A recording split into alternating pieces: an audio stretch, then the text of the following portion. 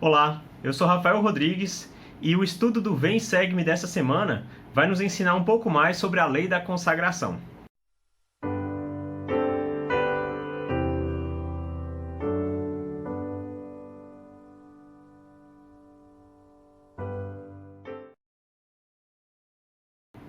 Queria começar esse vídeo hoje agradecendo a todos aqueles que têm curtido e comentado os vídeos aqui do canal Escritura Sud. É um privilégio poder compartilhar a mensagem do Evangelho, do Vem Segue-me com vocês. E eu fico muito feliz quando vocês comentam, quando vocês compartilham os vídeos. E o canal está crescendo, então eu peço que possamos fazer a obra missionária através de todos aqueles que produzem conteúdo no YouTube a respeito do Vem Segue-me e de outros materiais da igreja. Hoje quero sugerir aqui o canal Sarça Ardente Sud, da Cirlei. Ela também produz conteúdos diversos e eu aconselho vocês a irem lá e assistirem aos vídeos e curtirem o canal dela. É bem bacana. Gente, hoje essa semana, que é dos dias 19 a 25 de abril, temos como designação Doutrina e Convênios, sessões 41 a 44. E o tema é a lei que governará a minha igreja. Bom, então, Doutrina e Convênios, eu quero começar já destacando uma escritura que eu vou escolher como a minha escritura do coração, como sugere meu amigo Vanderlei, do canal Escola Dominical Brasil. Então é Doutrina e Convênios 41, versículo 5. E aí eu vou compartilhar uma experiência pessoal como presidente de ramo, e que muitos talvez vão se identificar aí por conhecer um pouco da administração, da história, de alguns assuntos que envolvem a igreja. Então aqui fala o seguinte: a palavra do Senhor diz: aquele que recebe a minha lei e a pratica é meu discípulo, e aquele que diz que a recebe e não a pratica, esse não é meu discípulo e será expulso de vosso meio. Bom, então a primeira parte é para a gente dar aquela alegrada, né? Então aquele que receber e praticar a palavra do Senhor é discípulo dele. E depois vem aquele puxão de orelha. Aquele que não recebe, ou que recebe e não pratica, será expulso. Então como é que é a situação que eu vou compartilhar com vocês? Então isso aconteceu quando algumas pessoas estavam precisando de ajuda do fundo de jejum, né? Então muitos não conhecem, mas a igreja tem um fundo para ajudar aqueles mais pobres e necessitados. Esse fundo é abastecido pelas pessoas que jejuam e fazem a sua doação, a sua oferta generosa a esse fundo. E todas as pessoas que precisam de ajuda, os membros da igreja, eles são acompanhados com relação à sua autossuficiência.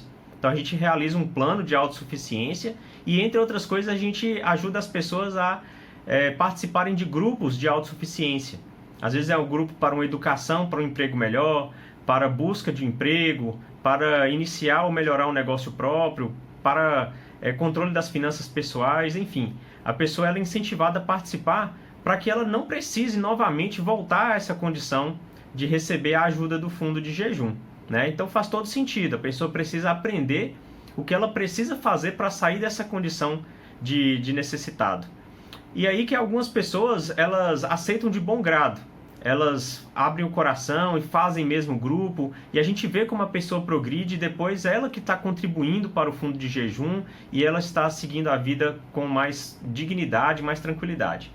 Já por outro lado, tem pessoas que elas meio que se rebelam, né? Porque elas esperam receber a ajuda da igreja sem nenhuma contrapartida, né? Querem simplesmente receber e não fazer nenhum esforço, ficar naquela zona de conforto. E isso aí é contrário às orientações que a liderança recebe, né? E aí quando a liderança às vezes esforça um pouco mais com aquela pessoa, né? Ou então não dá todas as coisas que a pessoa às vezes espera receber, né? Para o bem daquela pessoa, ela ainda assim não reconhece e às vezes se afasta da igreja, às vezes deixa de frequentar por um tempo, fala mal da liderança, enfim. Mas eu me identifiquei muito nessa situação, né, do Senhor falar que aquele que recebe a lei e pratica é discípulo de Cristo. E aquele que não recebe, né, infelizmente é afastado, para que os bons recursos, todos os bens, né, e todos os recursos da igreja não sejam destinados àqueles que não fazem por merecer, né, àqueles que não são verdadeiros discípulos de Cristo. Até para que a gente possa dar valor realmente àqueles que se dedicam e vivem as leis, né, e os mandamentos. Bem, mas o tópico principal, eu considero, dessa semana, no estudo do Vem Segue-me, é sobre a lei da consagração. Então, no Guia para o Estudo das Escrituras, que a gente encontra lá no final do livro de Mórmon, da Tríplice, a gente tem falando sobre o que é consagrar, né? Então, a lei da consagração, ela não é uma lei dada agora. Muitos povos já viveram essa lei, né? Como a gente vai ver aqui algumas escrituras mostrando. E aqui no Guia de Estudo das Escrituras, então, fala que consagrar, né, a lei da consagração, é dedicar-se, santificar-se e alcançar a retidão. A lei da consagração é um princípio divino, pelo qual os homens e mulheres dedicam voluntariamente seu tempo, talentos e bens materiais para o estabelecimento e edificação do reino de Deus. Bom, então, como muitos sabem, né, os cargos eclesiásticos na igreja, né, os líderes espirituais na igreja, eles não recebem qualquer coisa para fazerem esse trabalho. É um trabalho de dedicação mesmo. E ali já tem um pouco dessa lei da consagração, né? Apesar de que hoje a gente não tem que viver essa lei, né? Vivemos a lei do dízimo, mas a gente acaba consagrando muito de nosso tempo, talentos, né, habilidades para ajudar os outros, né, e para edificar o reino do Senhor, né, através dos chamados na igreja. E então, como eu estava dizendo, a lei da consagração já foi vivida várias vezes. Vamos começar falando do povo de Enoque, né, a cidade de Sião. E a gente encontra isso lá no livro de Moisés, falando que eles chegaram ao ponto de santificação pessoal que fez com que o Senhor levasse toda a cidade, né, para os céus, ou seja, ela foi transladada. Outro exemplo foi o povo que viveu ali depois da vinda de Cristo, no Novo Testamento mesmo, registrado em Atos, e que eles tinham todas as coisas em comum. Tá? E assim que também acontecia com os nefitas, que tiveram o privilégio de serem ministrados por Jesus Cristo, né? E depois daquilo eles viveram de modo que não havia pobres entre eles. Ou seja, eles compartilhavam todas as coisas para que ninguém passasse por maiores dificuldades. Então, a lei da consagração, ela exige, antes de tudo, um desprendimento muito grande, né? Porque aquele povo que relatado em Doutrina e Convênios, que eram os primeiros conversos, a igreja começou a crescer e o Senhor, a gente viu semana passada, orientou o povo a ir para o estado de Ohio. Então, quando eles chegaram lá, a intenção deles era viver da maneira como viviam aqueles cristãos, aqueles santos do Novo Testamento, né? Compartilhando as coisas, de modo que não haviam pobres entre eles. E então eles começaram a fazer, só que de forma desorganizada e tudo, e aí veio essa lei, né? Inclusive, esse é como é conhecida a Doutrina e Convênios do versículo 1 ao 73, como a lei. E essa lei veio pelo profeta Joseph Smith para organizar as coisas à maneira do Senhor.